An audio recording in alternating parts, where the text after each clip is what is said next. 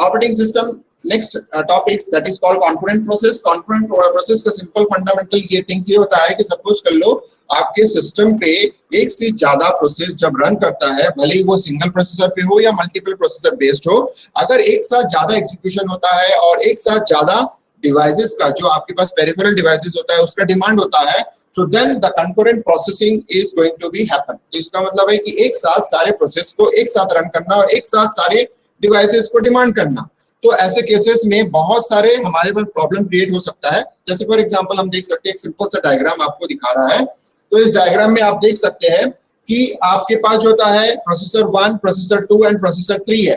तो ये जो प्रोसेसर है ये मल्टीपल मेन मेमोरी को कम्युनिकेट कर रहा है और साथ में मल्टीपल जो डिवाइसेस है उसको रन कर रहा है। तो ऐसे केसेस को कैसे सॉल्व किया जा सकता है? तो देख सकते हैं कि पहले पॉइंट में क्या बता रहा है कि what are the consequences and the difficulty of the coexisting of multiple process within one system। तो इसका मतलब होता है ऐसे क्या परिणाम आ सकते हैं या क्या डिफिकल्टी जनरेट हो सकता है कि सपोज कर लो मल्टीपल नंबर ऑफ प्रोसेस एक सिस्टम पे एक साथ काम करते हो, यानी एक साथ कुछ ना कुछ कर रहे हो और उसी ड्यूरेशन में सपोज कर लो कुछ इनपुट डिवाइसेस को एक साथ डिमांड करते हो, तो ये प्रॉब्लम्स आ सकते हैं। दूसरा आपके पास है कि what are the effect of processes competing for resources। resources important है, आप देख सकते हैं, you can see that अगर मैं resources की बात करता हूं तो you can see यहाँ पे आप देख सकते हैं this is your resources। तो ये जो resources है, ये resources आपके लिए important होता है कि अगर आपके पास peripheral devices, resources का मतलब होता है आपके पास peripheral devices जैसे कि आपके पास प्रिंटर हो, प्लॉटर हो या फिर मॉनिटर हो, जैसे एग्जीक्यूट करना चाहते हो, यूज करना चाहते हो, तो ऐसे केसेस में आप इसको कैसे सॉल्व करोगे। अब आ जाते हैं कि what are the effect of process, यानी ये हो गया। अब next, how are the need of process which want to communicate with each other, यानी हमको ऐसे मतलब need of processes which want to communicate. अब सपोज करो आप तीसरा केस में अगर सपोज कर लो आपके पास मल्टीपल प्रोसेसेस है और वो एक साथ रन कर रहे हैं और वो एक साथ कम्युनिकेट करना चाहते हैं, यानी अगर सपोज कर लो 3 प्रोसेस है, 3 प्रोसेस एक साथ कॉन्करेंटली यानी साइमल्टेनियसली रन कर रहे हैं, वो तो साइमल्टेनियसली एक ही डिवाइस पर डिमांड कर सकता है, एक प्रॉब्लम है। लेकिन दूसरा ये भी हो सकता है कि सपोज कर लो वो आपस में कम्युनिकेट करना चाहता है किसी रिसोर्स के लिए या किसी चीज को शेयर करने के लिए, तो भी एक हमारे पास एक इंपॉर्टेंट पार्ट होता है कि कॉन्करेंट प्रोसेस में ये जो थर्ड पॉइंट है ये भी इंपॉर्टेंट है। तो अब कॉन्करेंट प्रोसेस क्या होता है, देखिए कि कॉन्करेंट प्रोसेस के कंसेप्ट में एक इंपॉर्टेंट कंसेप्ट आता है that is called multi programming. So multi programming का मतलब होता है कि management of multiple process with in A set of process system.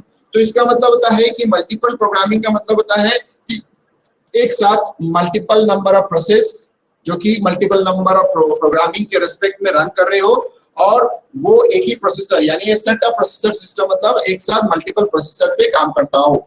तो ये चीजें हमारे कॉन्करेंट प्रोसेस के कंसेप्ट में मेन ऑकर होता है। दूसरा होता है मल्टीपल प्रोसेसिंग। तो देखिए दो चीजें अलग अलग होती है, मल्टीपल प्रोग्रामिंग क्या होता है और मल्टीपल प्रोसेसिंग क्या होता है। तो management of multiple processes with in A multiple processor, तो इसका मतलब होता है कि अगर मल्टी प्रोसेसिंग की बात करते हैं तो हम multiple process with in multiple process यानी अलग अलग प्रोसेसर में अलग अलग इंडिविजुअल प्रोसेस अगर रन करता हो तो उस केस को हम लोग बोल रहे हैं मल्टीपल प्रोसेसिंग। और तीसरा जो कंसेप्ट होता है बहुत इंटरेस्टिंग है कि डिस्ट्रीब्यूटेड प्रोसेसिंग का मतलब होता है management of multiple processes executing on multiple distributed computer system. अब मल्टीपल डिस्ट्रीब्यूटेड कंप्यूटर सिस्टम का मतलब होता है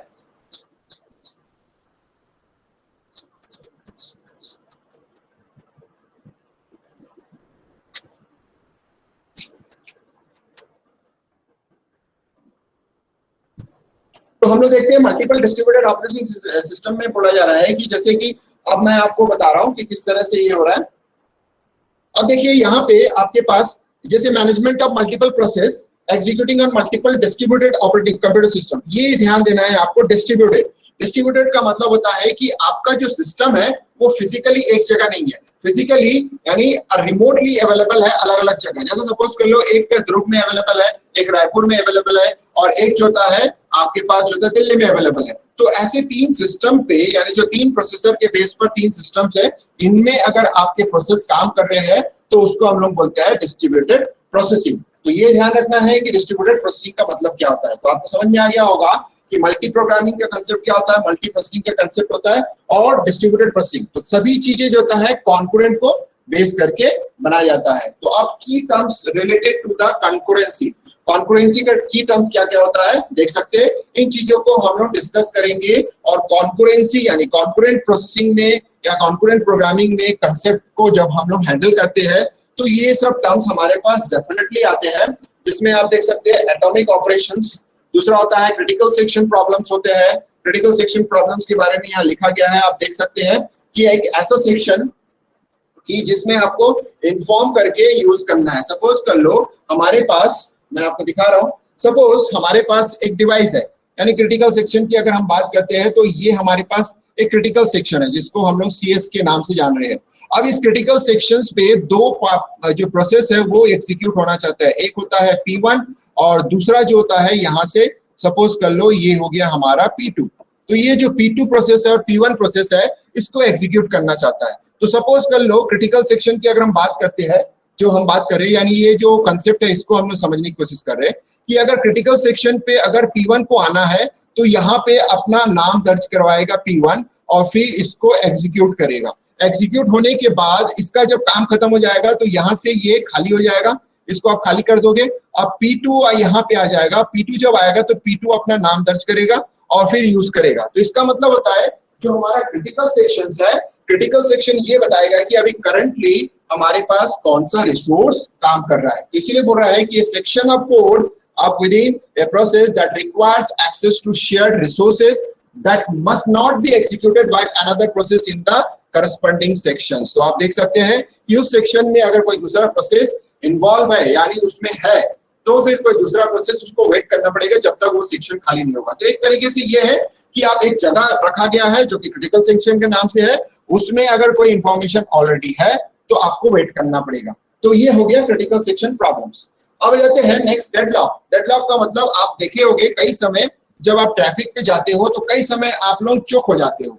आप लोग देख चुके होंगे कि आप लोग कई जगह जैसे ट्रैफिक में गए और वहां जाके ना एक गाड़ी आगे खिसक पा रहा है ना आगे पीछे जा पा रहे हो, तो इसका मतलब होता है that is the condition of deadlock. तो वही चीज बोल रहा है कि ए सिचुएशन इन विच 2 और more process are unable to proceed, यानी आगे नहीं बढ़ पा रहे, ना आगे बढ़ पा रहे ना पीछे आ पा रहे हैं, तो इसको हम लोग बोल रहे हैं unable to proceed because each is waiting for one of the other to do. तो जैसे कि हम ट्रैफिक में फंस जाते हैं, हम ये बोलते हैं कि आगे वाला खिसको, हम लोग चिल्लाने लगते हैं, हम लोग बोलते हैं अरे आगे खिसको, अब पीछे वाले को बोलते थोड़ा पीछे खिसको, साइड वाले को बोलते थोड़ा इधर जाओ। तो इसका मतलब होता है कि ऐसे कंडीशन में जिसमें ना आगे जा पा रहे हैं ना पीछे आ पा रहे हैं, यानी दूसरे के साथ जो हम बोल रहे हैं कि दूसरे का कंप्लीट होने की बात कर रहे हैं, जब तक आगे का ट्रैफिक खत्म नहीं होता आप प्रोसेस नहीं कर पाओगे, तो इसको हम लोग बोलते हैं डेडलॉक। ये एक इंपॉर्टेंट टॉपिक है जो कि हम लोग पढ़ेंगे।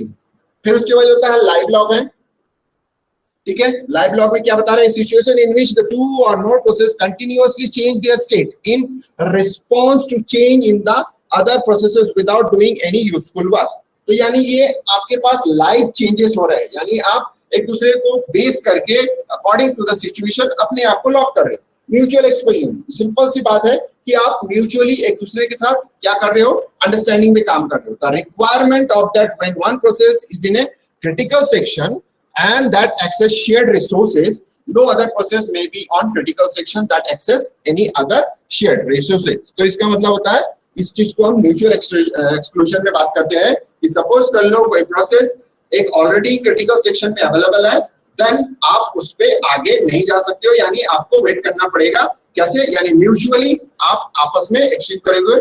सपोज कर लो 2 प्रोसेस है एक ही मेमोरी को शेयर कर रहे हैं, तो उस केस में दोनों एक साथ अगर एग्जीक्यूशन करते हैं और दोनों एक साथ अगर मेमोरी को शेयर करते हैं तो फिर आपके पास जो मेन मेमोरी का डेटा है उसमें ड्रास्टिक चेंज आ जाएंगे और उसमें अनप्रेडिक्टेबल आंसर्स आने लगेंगे। तो इसलिए हम क्या करते हैं कि अगर शेयर्ड वाले बेस पर अगर काम करते हैं तो क्रिटिकल सेक्शन का यूज करके म्यूचुअली अंडरस्टैंडिंग पे काम करते हैं। रेस कंडीशन, रेस कंडीशन मतलब आपको समझ में आ रहा है कि दौड़, मतलब जैसे बोलते हैं ना कि हम दौड़ रहे हैं, एक के पीछे एक दौड़ रहे हैं। तो इस situation in which the multiple threads और process read and write share data items and the final result depends on the relative time of their execution. तो इसका मतलब होता है रेस कंडीशन का मतलब होता है सपोज कर लो मल्टीपल प्रोसेस या multiple threads read and right operations किसी शेयर डेटा में करते हैं, तो उसमें जो चेंजेस आएंगे that's depend on the time, यानी कौन सा प्रोसेस किस समय में एग्जीक्यूट होता है उसके अकॉर्डिंग उस टाइम को बेस करके हम उसमें चेंजेस को देखते हैं। यानी जब वो कौन सा प्रोसेस कौन से समय में एग्जीक्यूट हो तो उसका टाइम के बेस पर जो होता है उसमें जो डेटा है उसके चेंजेस करते हैं, तो इसको हम लोग बोलते हैं रेस कंडीशन। और स्टारवेशन प्रॉब्लम्स बहुत होता है, ये स्टारवेशन प्रॉब्लम्स आपके सीपीयू शेड्यूलिंग में भी आता है। तो जैसे कि मैंने आपको पहले भी बताया था कि सपोज कर लो कोई शॉर्टेस्ट जॉब है, यानी जो कम समय का जॉब है लेकिन लंबे जॉब के लिए, जैसे FCFS जिसको हम लोग बोलते हैं first come first serve basis, तो उसमें क्या होता है कि लॉन्गेस्ट जॉब की वजह से जो आपका जो शॉर्टेस्ट जॉब होता है वो बहुत समय तक उसको इंतजार करना पड़ता है, इसी को हम लोग बोलते हैं स्टारवेशन, यानी एक तरीके से भूख। यानी सीपीयू में एग्जीक्यूट होने के लिए उसके पास जो चांसेस है वो बहुत देर में आता है, यानी बहुत वेट करना पड़ता है। मैंने आपको एक बहुत सिंपल से एग्जांपल से भी समझाया था कि सपोज कर लो आप मेडिकल दुकान में जाते हो, 10 लोग खड़े हैं और हर एक जो पर्सन है उसके 10 आइटम्स उसको खरीदने हैं, 10 मेडिसिन खरीदने हैं, और एक ऐसा पर्सन आता है जिसको एक ही मेडिसिन खरीदना है, लेकिन वो 10 के बाद अगर लाइन लगा के करता है तो सोच लीजिए कि कितने टाइम के बाद उस एक दवाई के लिए उसको वेट करना पड़ता है। इसको हम लोग बोलते हैं स्टारवेशन, यानी उसको बहुत समय तक वेट करना पड़ता है, तो जिसके लिए वेटिंग टाइम बढ़ जाता है उसको हम लोग स्टारवेशन प्रॉब्लम। तो देखिए कि ए situation in which a runnable process is overlooked, identified indefinitely by the scheduler, although it is able to proceed, it's never chosen। तो यही चीज मैं आपको बोल रहा है कि हाँ हो सकता है, जैसे मैंने अभी आपको सिंपल से एग्जांपल से समझाया कि वो जो एक पर्सन आया है वो अगर उससे बाकी 10% से पूछ लेता तो उसका काम हो गया रहता है, लेकिन वो बोल रहा है कि मैं वो पूछेगा नहीं और नहीं पूछता है तो उसको 11th नंबर पे खड़े होके वेटिंग टाइम को मतलब वेटिंग टाइम उसका ज्यादा हो जाएगा, तो इसलिए वो बढ़ जाता है। इसलिए यही बोल रहा है पॉसिबल है कि हम अपने प्रोसेस को रन कर सकते हैं, इसलिए बोल रहा है कि although it is able to proceed, यानी वो प्रोसीड करने के लिए तैयार है या कर सकते हैं, बट उसको चूज कभी नहीं किया जाता है। क्यों? ड्यू टू द जो रूल्स है हमारे पास, जो शेड्यूलिंग के रूल्स है उसके बेस पर। तो this is the case of कि हमारे पास जो की टर्म्स होते हैं कॉन्करेंसी के से रिलेटेड, ये सब चीजें हो सकती है और पॉसिबल है जिसमें से हम कुछ चीजों को पढ़ेंगे। So what is concurrency? सबसे पहला पॉइंट ये आता है। So what is concurrency? ये क्वेश्चंस का आंसर देखिए क्या हो सकता है कि एक कम्युनिकेशन अमंग प्रोसेसेस, तो इसका मतलब है एक प्रोसेस की बात नहीं करते हैं, मल्टीपल नंबर ऑफ प्रोसेसेस के बीच में अगर कम्युनिकेशन करना है तो कॉन्करेंसी का कंसेप्ट सामने आएगा। Sharing of and competing of resources, इसका मतलब है अगर सपोज कर लो आपके पास रिसोर्स है उसको शेयर करना चाहते हो, या फिर एक रिसोर्स के लिए मल्टीपल प्रोसेस जो होता है कंपीट करता है, कंपीट मतलब डिमांड करता है, तो भी हमारे पास चांसेस हो सकते हैं। Synchronization of activities of multiple process, तो इसका मतलब है अगर सपोज कर लो एक साथ मल्टीपल नंबर ऑफ प्रोसेस एक साथ डिमांड करता है किसी रिसोर्स का, तो फिर हमारे पास क्वेश्चन आ जाता है कि उनको हम सिंक्रोनाइज कैसे करें, यानी किसको दे, उसके बाद किसकी नंबरिंग है, उसके बाद किसकी नंबरिंग है, एक रिसोर्सेज को जब शेयर करने की बात आती है तो ये जो सिंक्रोनाइजेशन है ये इंपॉर्टेंट होता है आपके पास, ये आपका इंपॉर्टेंट है synchronization. So you can see that synchronization option. तो अब आ जाते हैं नेक्स्ट जो होता है हमारे पास जो फोर्थ नंबर ऑप्शन है कि allocation of processor time to process, तो इसका मतलब है सीपीयू शेड्यूलिंग को इन्वॉल्व करना पड़ता है कि किसी प्रोसेसर को हम किस तरह से एलोकेट करें, प्रोसेसर के टाइम को किस तरह से असाइन करें प्रोसेसर्स के बीच में, वो भी एक कॉन्करेंसी के कांसेप्ट में आता है। नेक्स्ट आ जाते हैं रेस कंडीशंस। अब देखिए रेस कंडीशंस क्या होता है। A race condition occurs if two or more processes or threads access and manipulates the same data. Important is there, same data. You can see that. यानी इसके मतलब है कि कुछ शेयरेबल डेटा है जिसको हम एक्सेस करना चाहते हैं, वो भी कॉन्करेंटली एक साथ। सपोज कर लो आप एक एटीएम में गए हो और एटीएम में जाके एक ही अकाउंट को दो पर्सन जो होता है दो कार्ड से एक्सेस करना चाहता है, तो इसका मतलब होता है कि दोनों एक ही समय में साइमल्टेनियसली एक्सेस करने जाते हो, यानी इसी चीज को हम लोग बोल रहे हैं कि सेम अकाउंट को दो अलग अलग पर्सन कॉन्करेंटली एक्सेस करता है, तो उस केस में हम कैसे करेंगे, तो यही चीज होता है race condition. And the outcomes of the execution depends on the particular order in which the access takes place. तो इसका मतलब होता है सपोज कर लो मैं जो बात कर रहा हूं कि एक साथ दो लोग एक ही अकाउंट को एक्सेस करने की कोशिश कर रहे हैं, यानी अगर हम ऑपरेटिंग सिस्टम के पॉइंट ऑफ व्यू से बात करते हैं तो दो प्रोसेस एक साथ एक ही समय में एक जो आपके पास पेरिफेरल डिवाइस है या जो रिसोर्स है उसको एक्सेस करता है, तो फिर वहां पे एक इंपॉर्टेंट पार्ट आ जाता है कि किस ऑर्डर में वो मतलब रिक्वेस्ट आया है। हो सकता है कि उनके बीच में कुछ माइक्रो सेकंड का फर्क हो जो कि रिक्वेस्ट आया हो, तो इसीलिए बोला जा रहा है the particular order in which the access takes place, या इसका मतलब होता है कि किस ऑर्डर में वो डिमांड किया गया है, हो सकता है माइक्रो सेकंड भी हो, उसको हम देखते हैं। तो उसको देख के उसको बेस करके हम फिर प्रोसीड करते हैं। तो ये हो गया हमारा।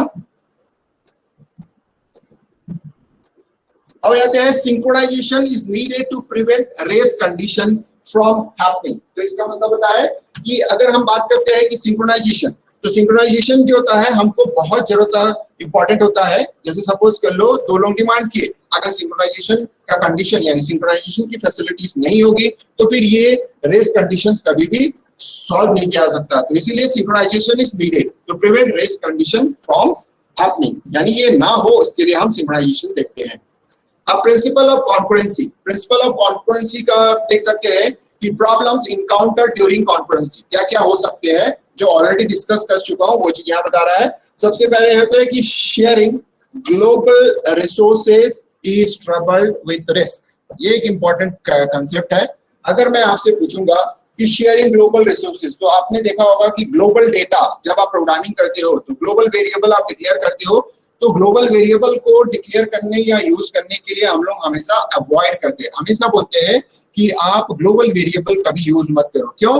क्योंकि ग्लोबल वेरिएबल को यूज होता है मल्टीपल नंबर ऑफ फंक्शंस उसको यूज कर सकता है। तो प्रॉब्लम क्या आएगा कि किसी फंक्शन में चेंजेस होता है तो उसका रिफ्लेक्ट जो होता है ग्लोबली हो जाएगा, तो जिसके कारण से दूसरा जो आपके पास फंक्शन है उसको जब एक्सेस करेगा तो वो रिफ्लेक्टेड वर्जन को एक्सेस करेगा, तो जिसके कारण से हो सकता है कि एक समय ये ट्रबल भी करे और वो उसके लिए रिस्क भी हो जाए। तो इसीलिए बोला जाता है कि हमेशा ग्लोबल डेटा या ग्लोबल रिसोर्सेज अगर आप यूज करते हो तो उसके लिए आपके पास ट्रबल भी हो सकता है और साथ में रिस्क भी बढ़ जाएगा। दूसरा होता है difficulty in managing the allocation of resource optimally, ये एक इंपॉर्टेंट रिसोर्सेज ऑप्टिमली, ये एक इंपॉर्टेंट है जिसमें मैं बात कर रहा हूँ ऑप्टिमली। ऑप्टिमली मतलब बहुत अच्छे तरीके से सटीक ढंग से, जिसको हम लोग बात करते हैं रिसोर्सेज को एलोकेशन करना कॉन्करेंसी में बहुत ज्यादा डिफिकल्ट होता है। तो ये एक सेकंड डिफिकल्टीज में आता है।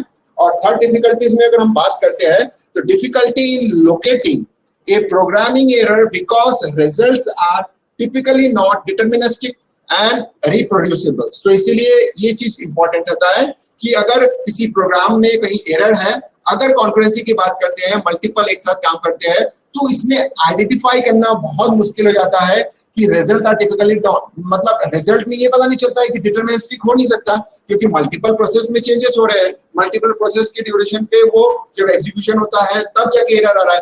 तो फिर प्रॉब्लम ये आता है कि एरर कहाँ आ रहा है, किस प्रोसेस की वजह से आ रहा है और उसको किस तरह से रिप्रोड्यूस किया जाए। तो वही होता है कि ये डिटरमिनिस्टिक नहीं हो पाता है और रिप्रोड्यूसिबल भी नहीं होता है। तो ये थर्ड प्रॉब्लम्स होता है जो कि हमारे लिए इंपॉर्टेंट है देखना कि कॉन्करेंसी में ये आता है। तो प्रिंसिपल ऑफ जो कॉन्करेंसी होता है ये डिपेंड करता है, ये जो प्रॉब्लम्स है अगर इसको आप हैंडल कर लेते हो तो फिर आप कॉन्करेंसी को हैंडल कर सकते हो।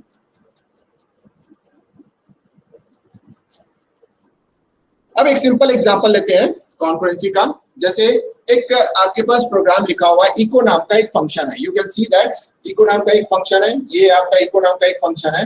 अब आप इसमें से अगर आप इसको करना चाहते हो तो क्या बोला गया है, देखिए यहाँ पे ध्यान दीजिए कि echo program is loaded in global memory, यानी यहाँ पे इंपॉर्टेंट हो रहा है कि उसने उसको ग्लोबल मेमोरी में लोड किया। तो इसका मतलब है वो पर्सनल या फिर एक स्पेसिफिक मेमोरी में लोड ना होके वो जो होता है ग्लोबली लोड हुआ। तो इसका मतलब होता है कि कोई भी प्रोसेस या मल्टीपल प्रोसेस जब एक ही फंक्शन को मल्टीपल प्रोसेस में कन्वर्ट करके रन करता है तो फिर वो चांसेस बन जाते हैं कि उसमें शेयरिंग कैसे होगा। तो देखिए अब इसको कैसे पॉसिबल कर सकते हैं। तो global memory and shared by applications, अब ग्लोबल मेमोरी में है और दो एप्लीकेशन के बीच में रन कर सकता है। अब आप सोच रहे होंगे कि ये मतलब किस तरीके की चीजें जो मैं बताने जा रहा हूँ वो चीज ध्यान देंगे यहाँ पे।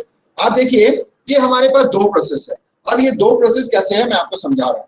ये जैसे हमारे पास ये एक प्रोसेस है, इसी का ही एक इंस्टेंस यहाँ बना हुआ है और इसी का ही एक इंस्टेंस यहाँ बना हुआ है। तो आप देख रहे होंगे कि इसी प्रोग्राम को मैं दो अलग अलग मोड पे चला रहा हूँ, दो प्रोसेस बना के चला रहा हूँ, यानी एक ही प्रोग्राम दो अलग अलग एग्जीक्यूशन कर रहा हूं, यानी मल्टीपल, जैसे विंडोज ओपन करके मल्टीपल एग्जीक्यूशन किया, तो मल्टीपल एग्जीक्यूशन किया तो सेम प्रोग्राम इसमें प्रोसेस P1 के नाम से एग्जीक्यूट हो रहा है, सेम प्रोग्राम इसमें प्रोसेस P2 के नाम से एग्जीक्यूट हो रहा है। अब इंस्टेड ऑफ दिस की हमने यहाँ पे ग्लोबल मेमोरी यूज किया है, तो ग्लोबल एलोकेशन हुआ है, तो इसका मतलब है यहाँ पे जो आपका इको फंक्शन है वो ग्लोबली अवेलेबल है और उसके बेस पर हमने तो प्रोसेस एग्जीक्यूशन किया। तो आप देख सकते हैं, आप जहां जहां आपको डॉट दिख रहा है that is going to be blank, यानी फर्स्ट लेवल में आप देख सकते हो ये ब्लैंक है, तो इसका मतलब है ये शुरू हुआ है। अब प्रोसेस 1 पहले एग्जीक्यूट हुआ, तो you can see that process 1 यहाँ पे एग्जीक्यूट हुआ, लेकिन यहाँ पे गेट कैर का मतलब होता है कि यहाँ पे इनपुट का डिमांड हुआ, यानी ये मैं अगर बात करूंगा दैट इज इनपुट, यानी ये जो गेट कैर है वो इनपुट को डिमांड कर रहा है, तो यानी एक रिसोर्स यानी पेरिफेरल डिवाइस को डिमांड कर रहा है कि हमको एक इनपुट चाहिए। तो जब वो एक पेरिफेरल डिवाइस को डिमांड कर रहा है, सपोज कर लो कीबोर्ड को डिमांड कर रहा है, तो उस ड्यूरेशन में दूसरा प्रोसेस उसको एग्जीक्यूट नहीं कर सकता है। क्यों? क्योंकि P1 जो होता है उस कीबोर्ड को लॉक कर दिया, यानी P1 के लिए वो सिंक्रोनाइज हुआ है, तो इसका मतलब होता है यहाँ पे वो एग्जीक्यूट नहीं होगा। तो आप देख सकते हैं कि वो ब्लैंक है उस लाइन में, उस ड्यूरेशन में, उस टाइम ड्यूरेशन पे वो नहीं है। तो आप देख सकते हो कि इस सिंगल टाइम ड्यूरेशन में, यानी अगर मैं इसको 1 बोल रहा हूँ, इसको 2 बोल रहा हूँ, तो 2 टाइम ड्यूरेशन में एक ही प्रोसेस रन कर रहा है। उसी तरह से जब मैं बात कर रहा हूँ थर्ड, यानी ये 3 में चलते हैं और इसमें एग्जीक्यूशन की बात करते हैं, तो यू कैन सी दैट कि इस ड्यूरेशन पे यहाँ पे कोई एग्जीक्यूशन नहीं हो रहा है, बट आप देख सकते हो कि यहाँ पे आपका एग्जीक्यूशन हो रहा है। क्यों? क्योंकि यहाँ पे आपके पास इनपुट डिवाइस जो कीबोर्ड है उसको एग्जीक्यूट कर रहा है। तो आप देख सकते हैं कि जब P1 एग्जीक्यूट नहीं कर रहा है तो इसका मतलब है P2 एग्जीक्यूट कर रहा होगा, इसलिए P1 एग्जीक्यूट नहीं कर रहा है। उसके बाद आप देख सकते हो थर्ड वन के बाद फोर्थ वन में आप देख सकते हो कि ये दोनों एक साथ काम कर रहे हैं। You can see that both are work same. क्यों? क्योंकि यहाँ पे कोई आउटपुट डिवाइसेस काम नहीं कर रहे, यहाँ पे कोई रिसोर्सेज का यूज नहीं हो रहा, तो इसलिए इसमें कोई सिंक्रोनाइजेशन इज नॉट रिक्वायर्ड। इसलिए दोनों प्रोसेस इंडिविजुअली उस वेरिएबल को, यानी उस जो वैल्यू को इसने रीड किया है उसको एग्जीक्यूट कर रहा है। अब एग्जीक्यूट करने के बाद नेक्स्ट इंटरेस्टिंग आपको फिर से पता चल रहा है कि जब मैं इसको एग्जीक्यूट कर रहा हूं तो अगेन पुट कैर का मतलब होता है आउटपुट डिवाइस, वो इनपुट डिवाइस का, ये आउटपुट डिवाइस है। अब जब आउटपुट डिवाइस का यहाँ डिमांड हुआ तो इसका मतलब होता है कि यहाँ पे कोई एग्जीक्यूशन नहीं होना चाहिए, क्योंकि एट अ टाइम हम एक ही स्क्रीन जो हमारे पास डिवाइसेस के फॉर्म में अवेलेबल है उसको मैं एग्जीक्यूट कर रहा हूँ। तो 5th नंबर पॉइंट पे अगर देखेंगे तो P1 प्रोसेस आउटपुट डिवाइस को यूज कर रहा है, बट P2 प्रोसेस जो होता है उसको एग्जीक्यूट नहीं कर रहा है। सेम एज अगर हम लास्ट की बात करते हैं तो यू कैन सी दैट कि लास्ट में आपके पास ये जो आपके पास डिमांड किया गया है ये हो गया 6 नंबर, तो you can see that this is your जो आपके जो पुट कैर था, पुट कैर के बाद जो होता है वो दोनों ब्लैंक है, आप देख सकते हो।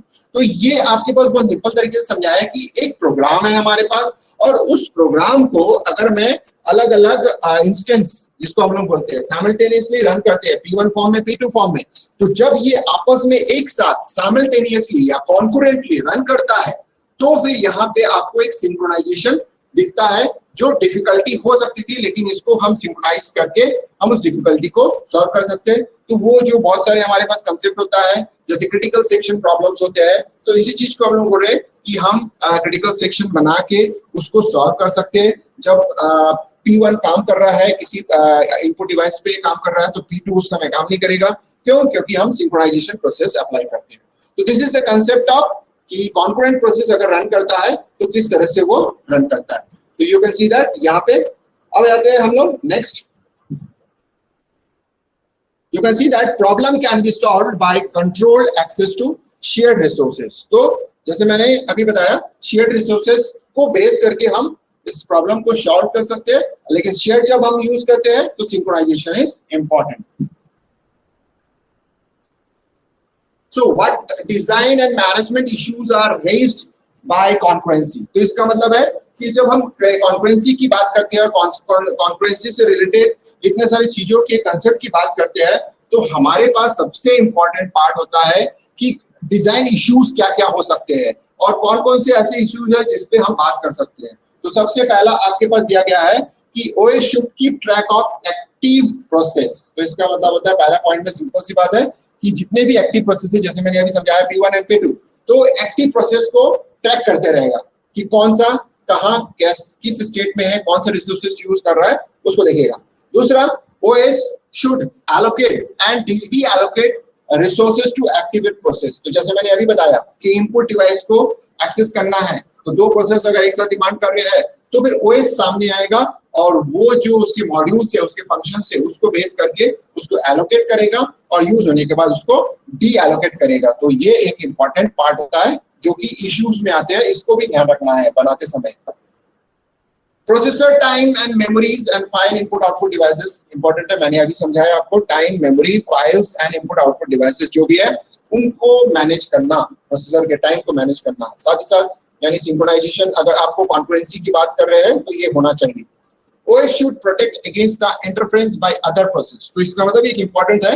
इंटरफेरेंस मतलब अगर मान लो कोई प्रोसेस 1 किसी डेटा को या किसी मेमोरी को एक्सेस कर रहा है तो दूसरा प्रोसेस उसको परेशान ना करे, बार बार इंटरफेयर ना करे। इस चीज का भी ध्यान हमको रखना पड़ेगा कॉन्करेंसी के केस में।